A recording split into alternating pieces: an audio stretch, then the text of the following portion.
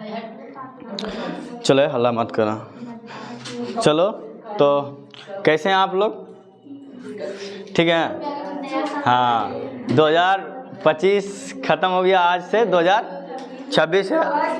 हाँ, आप लोग जो है उम्मीद होगा कि 2026 में बेहतरीन से जी रहे होंगे, नहीं अच्छे से रह रहे होंगे, और तैयारी एग्ज़ाम का अच्छा से चल रहा होगा। सबसे बेहतरीन तैयारी चल रहा है रूपा का।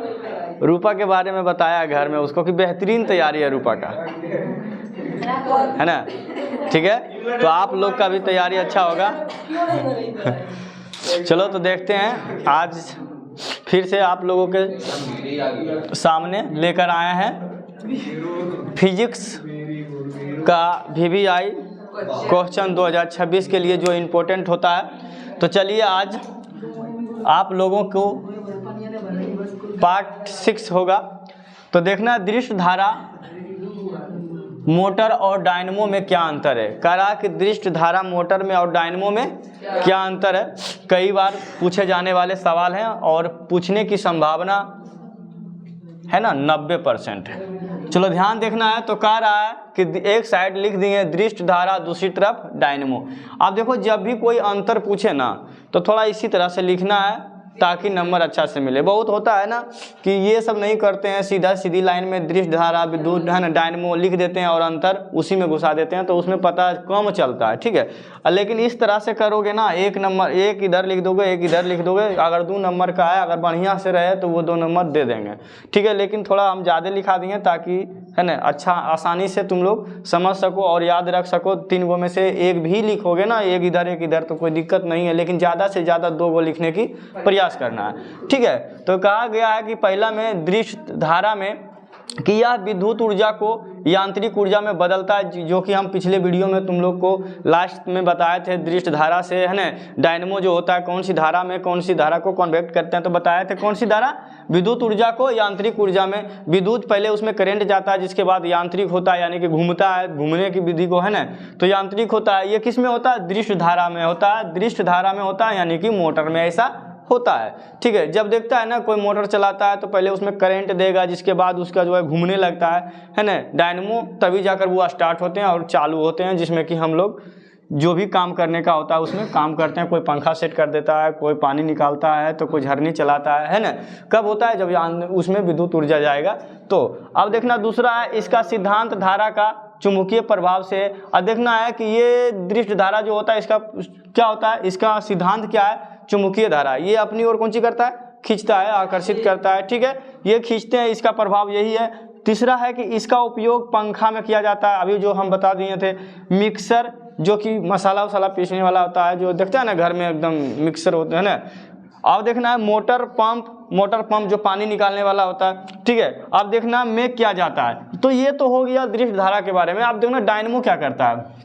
ठीक है, तो यह यांत्रिक ऊर्जा को विद्युत ऊर्जा में बदलता है। डायनमो कौन सी करता है? सेम इसका उल्टा होता है, इसका उल्टा होता है। इसमें जो होता विद्युत ऊर्जा जाएगा तो यांत्रिक ऊर्जा होगा, लेकिन इसमें क्या होता है? यांत्रिक ऊर्जा को विद्युत ऊर्जा में, यानी पहले ये घूमेगा तो इससे करंट उत्पन्न होगा। ठीक है, करंट देता है। ठीक है, तो कह रहा है ये आंतरिक ऊर्जा को विद्युत ऊर्जा में बदलता है। क्या करता है? विद्युत ऊर्जा में बदलता है यांत्रिक ऊर्जा को। अब देखना दूसरा इसमें अंतर है कि इसका सिद्धांत विद्युत चुम्बकीय प्रेरणा से है ना, प्रेरण से है। इसका सिद्धांत जो है विद्युत चुम्बकीय प्रेरण से है। अब देखना तीसरा कह रहा कि इसका उपयोग साइकिल, डायनमो, जनरेटर में किया जाता है। ये सब कहाँ लगा होता है? साइकिल में होते हैं, जनरेटर में होते हैं। कौन साइकिल? अब ये साइकिल नहीं समझना है ना, विद्युत साइकिल जो कि होते हैं ना, क्या बोलता है उसको, हाँ, जिसमें कि हाँ, उस तरह से इसका उपयोग साइकिल, डायनमो, जनरेटर में भी होता है। और जो फटफटिया जिसको हम लोग बोलते हैं, अरे है ना, झरझरिया, ये सब हाँ, तो वो सब में डायनमो इस तरह से लगाए से सेट किया जाता है। तो जनरेटर देखता है, चालू करते हैं। तो अच्छा, एक दिन और पूछे थे, हाँ, एक दिन और पूछे थे कि जनरेटर में जो होते हैं तो पहले वो क्या होते हैं? वही बात है, यांत्रिक ऊर्जा से विद्युत ऊर्जा में। ठीक है, जनरेटर। ठीक, कोई दिक्कत यहाँ तक किसी को नहीं ना? तो मस्ती से पढ़ रही हो ना? 2026 कैसा गया? 1 जनवरी कहाँ पिकनिक? पोलैंड के टावर पर।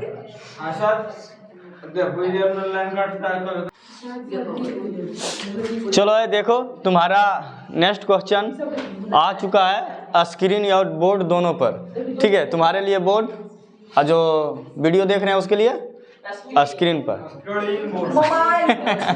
आइसक्रीम। अब देखना वो नवीकरणीय ऊर्जा स्रोत क्या है, इसके दो उदाहरण दें। कह रहा है वो नवीकरणीय ऊर्जा स्रोत क्या है, इसके दो उदाहरण दें, यानी उदाहरण सहित इसको लिखना है और किसे कहते हैं वो भी लिखना है। ठीक है, तो सबसे पहले वो नवीकरणीय ऊर्जा स्रोत वे ऊर्जा स्रोत होते हैं जो एक बार उपयोग करने पर समाप्त हो जाता है, यानी कि एक बार उपयोग करेंगे वो पूरी तरह से क्या होगा, समाप्त हो जाएगा, पुनः फिर उसको हम प्राप्त नहीं कर सकते हैं, उसी को बोला जाता है वो नवीकरणीय ऊर्जा। अब देखना है और कम समय में दोबारा नहीं बनते हैं। अब कम समय में हम सोचेंगे अभी हम उसको खत्म कर दिए और 1-2 दिन में फिर बना लेंगे, ऐसा नहीं होता। इसको बनने में करोड़ों वर्ष, करोड़ों लाख वर्षों जो है लग जाते हैं, टाइम लग जाते हैं, इसलिए इसको क्या बोलते हैं, वो नवीकरणीय कहते हैं। एक बार समाप्त हो जाने के बाद फिर ये दोबारा नहीं बन पाते हैं। उदाहरण में जैसे कोयला एक बार जला दिए तो हमारा पावर नहीं है कि फिर से हम कोयला तुरंत बना सकें, वो कई दिनों के बाद बनते हैं और कैसे बनते हैं वो बता चुके हैं, है ना। चलो आगे देखना है पेट्रोलियम। ठीक है, तो कोयला और पेट्रोलियम ये दोनों ऐसे चीज है तो बहुत सारे, लेकिन बोल रहा है 2 ही उदाहरण, तो 2 उदाहरण के साथ लिखना है हम लोग को। ठीक है, अब देखना है दूसरा कह रहा है कि नाभिकीय ऊर्जा किसे कहते हैं, 2 ऊर्जा स्रोत के नाम लिखें। अब देखो नाभिकीय ऊर्जा और वो नवीकरणीय। अब देखना नाभिकीय ऊर्जा किसे कहते हैं, तो कह रहा कि परमाणु के नाभिक में होने वाली अभिक्रिया से प्राप्त ऊर्जा को नाभिकीय ऊर्जा कहते हैं। ठीक है, किसके बीच कह रहा, परमाणु के नाभिक में होने वाली अभिक्रिया से प्राप्त ऊर्जा को नाभिकीय ऊर्जा कहते हैं। ऊर्जा स्रोत का नाम इसमें भी कह रहा था 2 को लिखने के लिए, तो देख लेना है कौन कौन सा है। ऊर्जा, सौर ऊर्जा, दूसरा पवन ऊर्जा, सौर ऊर्जा और पवन ऊर्जा। तो ये 2 को हो गए, तो क्या यहाँ तक किसी को दिक्कत है, नहीं है ना, दिक्कत नहीं सर। हाँ, अगर किसी को वीडियो देखने वाले को अगर दिक्कत हो रहा है तो क्या करना है शिवम, कुछ तो करो यार, कुछ तो करो यार, कमेंट और लाइक जरूर करना है ना, कुछ तो करो। चलो ध्यान से देखो इधर, गौर से देखो इस क्वेश्चन को, ये क्वेश्चन पूछने वाले हैं। ठीक है, गौर से देखो इस क्वेश्चन को। जीवाश्म ईंधन किसे कहते हैं, इसके कमियां क्या क्या हैं, है ना, कमियां, हाँ 3 है ना, क्या क्या इसमें कमी है, जीवाश्म ईंधन किसको बोलते हैं। ध्यान से देखो इस आदमी को यानी ध्यान से देखो इस क्वेश्चन को। तुम्हारे 17 फरवरी से लेकर कितना फरवरी तक एग्जाम है, 23 फरवरी के बीच में ये इसको जरूरत पड़ेगा लिखने में। चलो देखना है क्या क्या है। तो प्राचीन पौधों, हल्ला नहीं, सब्र करो, मिलेगा अभी बहुत चीज। देखो, प्राचीन पौधों और जानवरों के अवशेषों से करोड़ों वर्षों में बनने ईंधन को जीवाश्म ईंधन कहते हैं, जिसकी बात हम अभी कर रहे थे कि इसको बनने में कई करोड़ों वर्ष, लाखों वर्ष लग जाते हैं। ठीक है, और किससे बनता है, तो किससे, अवशेषों से, जानवरों के अवशेषों, यानी कि जब जानवर मर जाते हैं, जो गड़े है ना, मर जाते हैं, जो दब जाते हैं, उसकी वजह से अवशेषों से, और पेड़ पौधे के सड़ जो अंदर दब जाते हैं भूकंप आने के बाद या धरती पड़ने के बाद जो नीचे चले जाते हैं, उसको सड़ गल कर ये सब चीज़ें बनते हैं। ऐसा नहीं देख सोचना कि अब इधर माल मर गया जाके फेंक दिया तो पेट्रोल बन गया, है ना, वो ऐसा नहीं होगा। ठीक है, यानी कि कई वर्षों में इसको लग जाते हैं। हाँ, दिमाग में तो चल रही है, हम जान रही है, समझ लो ना हाँ, चलो आगे देखो। हाँ, हम बुझते हैं ना, बच्चा का माइंड पढ़ना टीचर के लिए आम बात है। ठीक है, किशोरावस्था किशोरावस्था। चलो आगे देखना है। तो उदाहरण में देखना कोयला, जिसके बारे में अभी हम पीछे बात कर रहे थे, पेट्रोलियम, प्राकृतिक गैस। ठीक है, ये सब चीजें को बनने में कितना वर्ष लगता है, सचिन तेंदुलकर करोड़ों क्या बोला? क्या करता है? सीमा हैदर की आवाज निकाली ना, सीमा हैदर का आवाज निकाला है। आगे मैया,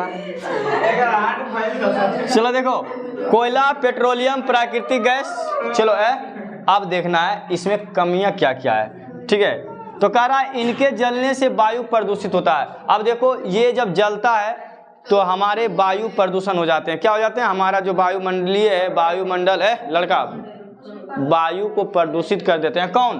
कोयला जब जलता है तो, पेट्रोलियम जब जलता है तो, प्राकृतिक गैस जब जलते हैं तो थोड़ा इससे कम होता है, इससे है ना, देखो सबसे ज़्यादा इससे होता है, जिसके बाद इसका कम होता है, फिर इसका कम होता है, लेकिन प्रदूषण तीनों से होता है।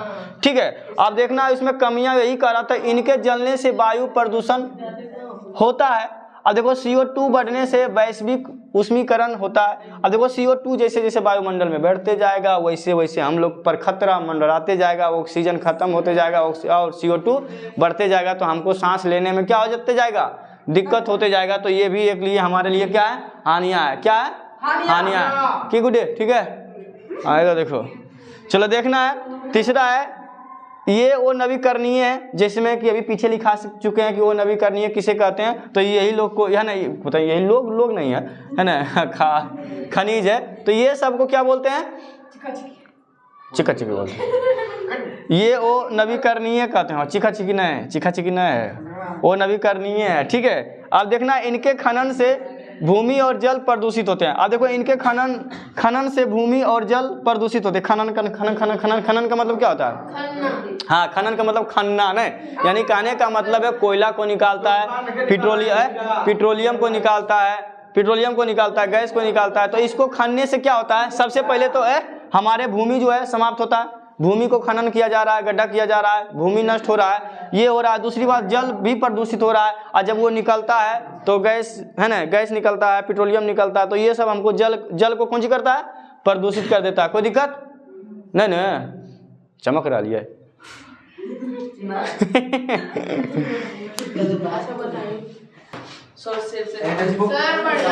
चलो ध्यान देना है। क्या देना है? क्या? ईंधन की आवश्यकता नहीं होती है। दूर दराज क्षेत्रों में भी बिजली प्राप्त की जा सकती है। हाँ,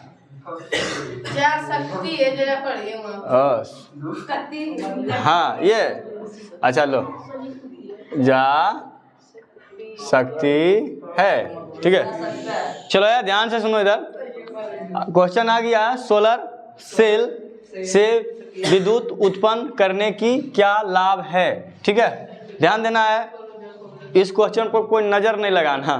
ठीक है, नजर एगो के बड़ी लगता है। चलो देखो इधर, सोलर सेल से विद्युत उत्पन्न करने के क्या क्या लाभ है? यह नवीकरणीय ऊर्जा है, कभी समाप्त नहीं होती है। ठीक है, वो नवीकरणीय ऊर्जा था, वो समाप्त हो जाता है तो दोबारा बनने में उसको कई लाखों करोड़ों वर्षों लग जाते हैं। ठीक है, लेकिन ये एक ऐसी ऊर्जा है, यह नवीकरणीय ऊर्जा है, कभी समाप्त नहीं होती है। इससे प्रदूषण नहीं होता है, इससे प्रदूषण भी क्या होता है? नहीं होता है। अभी देखो एक लाइट चला, डोजर लाइट, देखा है ना? डोजर लाइट घर में आता, डोजर बन गया, ऐसे रहता, ऊपर में सूर्य प्लेट जैसा रहता, वो चार्ज हो जाता है ना? देखा, बहुत पहले चला है, अब हाँ पुराना हो गया है, तो हम आज के हैं रे। चलो देखो, तो इसे प्रदूषण नहीं होता है। ठीक है, और इसमें एक और खासियत है कि ईंधन की आवश्यकता नहीं होती है। इसमें एक और खासियत है कि ईंधन की आवश्यकता नहीं होती, ना तो इसमें कोयला की ज़रूरत है, ना तो इसमें पेट्रोल की ज़रूरत है, ना तो इसमें गैस की ज़रूरत है। सीधा सूरज का प्रकाश आए, डायरेक्ट चार्ज हुआ, प्रकाश दिया, है ना? ठीक है, तो ये ऐसा होता है। दूर दराज क्षेत्रों में भी बिजली प्राप्त की जा सकती है, और दूर दराज यानी कि दूरी दूरी तक भी इसमें बिजली दे सकते हो। किससे? सौर ऊर्जा से। कोई दिक्कत? इधर दिक्कत नहीं ना? नज़र नहीं लग रहा है? नहीं, नज़र उन्हें किनको लग जाए। सुनिए, वो गाना है हमरे क्वेश्चनमा पर। चलो देखो इधर समझो, क्वेश्चन है अब नाभिकीय संलयन से आप क्या समझते हैं, उदाहरण दें। यानी कि आपको क्या समझ में आता है जी नाभिकीय संलयन के बारे में, वही लिखना है। समझी? क्या लिखना है? हाँ जी, लिखना है, उसका उदाहरण भी बताना है कि कौन से होते हैं, कैसे होते हैं। तो कह रहा है कि दो हल्के परमाणु नाभिक आपस में मिलकर एक भारी नाभिक बनाते हैं। क्या बनाता है? कितने मिलकर? दो हल्के परमाणु नाभिक आपस में मिलकर एक भारी नाभिक बनाते हैं। ठीक है, क्या बनाते हैं? नाभिक बनाते हैं और बहुत अधिक ऊर्जा निकलती है, इसे नाभिकीय संलयन कहते हैं। ठीक है, सीधी सी बात है कि दो हल्के परमाणु होते हैं। ठीक है, एक माता एक पिता होते हैं, एक है ना पुत्र या पुत्री को निर्माण करता है और वो जो है कैसा निकलता है? अधिक ऊर्जा निकलती है। यानी कि अभी जैसा है ना, पहले के माता पिता और अभी के बच्चा में देखो करंट जैसा, अभी 4G 5G जमाना है, बच्चा जरी सब ऐसे से मुड़ी हिलाना डुलाना शुरू किया, मोबाइल पर आशिक, तुरंत रील देखना एकदम चालू कर देगा, है ना। पूनम और रील भर दिन भर देखते रहती है। ठीक है, क्रिस के गाना वाला अभी बहुत सुनती है वो। ठीक है, क्रिस के गाना सुनेगा।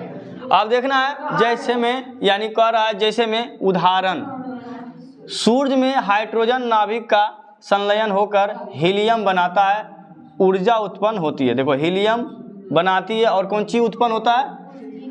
ऊर्जा निकलता। अच्छा बताना है, किससे पूछ लें? गुड्डे तुम बताओ।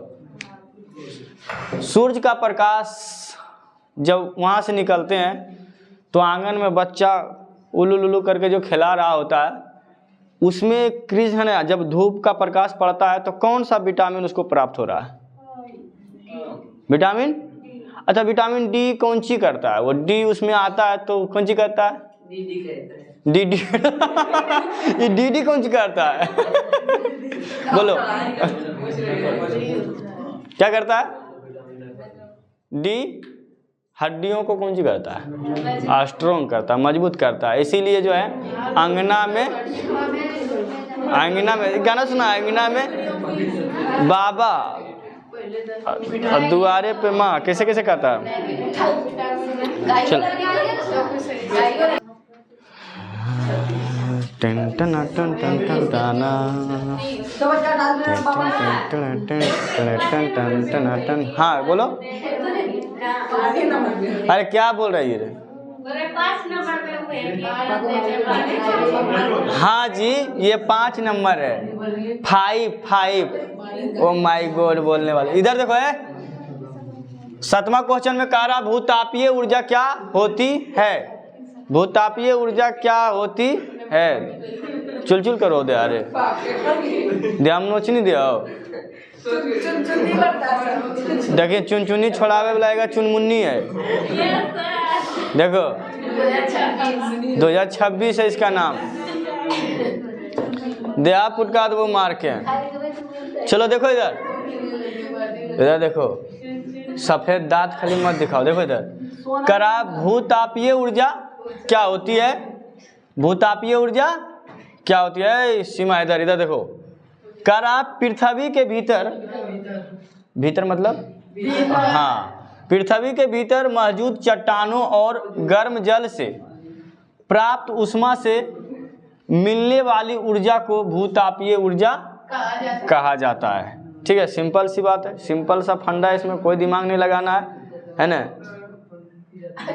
नहीं लगाना है दिमाग इसमें, तो उसे क्या करें? चलो देखो इधर, तो बाली ऊर्जा को भूतापीय ऊर्जा कहते हैं, जिससे विद्युत तथा ऊष्मा उत्पन्न की जा सकती है, जिससे कि विद्युत उत्पन्न भी हो सकता है और ऊष्मा ऊर्जा भी प्राप्त किया जा सकता है। चलो अगला क्वेश्चन है, ये भी क्वेश्चन पूछा गया है, थोड़ा ध्यान देना है कि पूछता ही है कि बायोगैस के संगठन में कौन कौन से गैस हैं? बायोगैस के संगठन में कौन कौन सा गैस है, उसमें कौन कौन सा गैस मिला हुआ है? तो देखना सबसे ज्यादा मीथेन होता है। बायोगैस जो बनता है गोबर से बनता है, खाद से बनता है, तो उसमें सबसे ज्यादा मात्रा में कौन चीज रहता है अमृत? हाँ, मीथेन रहता है। क्या रहता है? मीथेन, जिसको कि हम लोग बोलते हैं CH4, CH4। चलो देखो, खुश हो गया, चौका मार भी दिया। CH4 कितना % रहता है जी? 65% रहता है। अब देखना है उसके बाद रहता है CO2, है ना? क्या रहता है? हाँ, जिसको कि हम लोग बहुत अच्छे से बोलते हैं कार्बन डाइऑक्साइड। पगला नींद कर मेरे, देख इधर CO2 मिर्गी ऊर्जा वो की। चलो देखो इधर, तो नाइट्रोजन इसमें, अब मीथेन में देखो क्या रहता है? नाइट्रोजन भी रहता है। CO2 के बाद नाइट्रोजन, जिसके बाद हाइड्रोजन। हाइड्रोजन बहुत कम मात्रा में रहता है। क्या रहता है? बहुत कम मात्रा में रहता है। हाइड्रोजन सल्फाइड भी रहता है, जो कि गंध देने वाली छोटी मात्रा में होती है। गोबर जब गमकता है ना, उसमें जो गैस बनाया जाता है तो वो गंध देता है, तो वो किसकी वजह से देता है? Hydrogen sulphide. बायोगैस में जो गंध आता है वो किसकी वजह से? हाँ, हाइड्रोजन सल्फाइड से आता है, जिसको कि हम बोलते हैं H2S। क्या बोलते हैं? हाँ, पूछा जाएगा कि मीथेन का यानी बायोगैस का सबसे प्रमुख गैस किसको माना गया है? मीथेन को माना गया। किसको माना गया है? मीथेन को माना गया है। किसको माना गया है? तो अब बताओ बिलाए, मीथेन का सूत्र क्या होता है? CH4 होता है। तो हाइड्रोजन सल्फाइड का क्या होता है? हाइड्रोजन सल्फाइड का क्या होता है? क्या होता है? क्या बोल रही है? हाँ, चलो H2S बोलो, ठीक है? 5 बोलती है। चलो, यहाँ तक किसी को दिक्कत नहीं है ना? प्रॉब्लम किसी को नहीं है सर? नहीं है तो मिर्ची खाओ। खाएगा? ये मिर्ची काहे ले लाया है? मिर्ची रूपा नजर न लगे। ओहो हमारे बोर्ड की तरफ देखने के बाद किसी पर नजर ना लगे। हाँ, लेमुआर, लेमुआर कल तारीख लगा के आएंगे, यहाँ टांग देते हैं। टांग दे यहाँ पर, नजरों ने किनको लग जाए ना सर। यहाँ पर चूल्हा बांध दीजिए, नजर न लगे। तो चलो ध्यान से सुनो मेरे प्यारे बच्चों एवं बच्चियों एवं गुड्डे। देखना कह रहा है, हम ऊर्जा के वैकल्पिक स्रोतों की ओर क्यों ध्यान दे रहे हैं। कह रहा है कि हम ऊर्जा के वैकल्पिक स्रोतों की ओर क्यों ध्यान दे रहे हैं। का सीधी सी लाइन में कह रहा है कि ऊर्जा की ओर हम लोग क्यों आगे बढ़ रहे हैं, क्यों ध्यान ज़्यादा दे रहे हैं, है ना? ये तो अपने मन से भी लिख सकते हो, ठीक है? 2 नंबर का पूछेगा तो अगर तो इतना नहीं लिखना है, हम इसलिए लिख दिए हैं ताकि तुमको ज़्यादा से ज़्यादा याद रहे। बस 2 गो एकदम शॉर्टकट में 2 गो नहीं, ये नहीं है, 2 गो लेकर निकल सकती हो, ठीक है? 2 गो लिखकर निकल सकती हो इससे, ठीक है? तो समझना है कि पारंपरिक जीवाश्म ईंधन सीमित और अनवीकरणीय है ना? आई एम तोतला चलो देखो ध्यान दो। हाँ, ठंडा है ना, नीतीश कुमार जी से कह के हीटर लगवा रहे हैं, इसमें टेंशन नहीं लो, है ना? अनवीकरणीय है।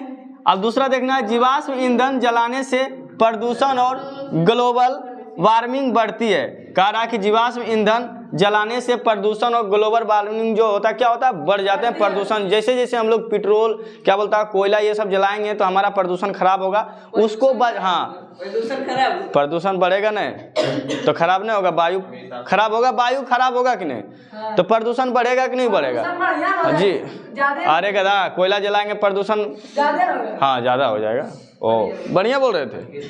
चलो अब देखना, जलाने से प्रदूषण और ग्लोबल वार्मिंग क्या होगा? बढ़ जाएगा, जिससे हमारा वायु क्या हो जाएगा? खराब हो जाएगा, ठीक है? प्रदूषित हो जाएगा। तो उसको बचाने के लिए हम जो है इस चीज का उपयोग कर रहे हैं। किसका? ऊर्जा का।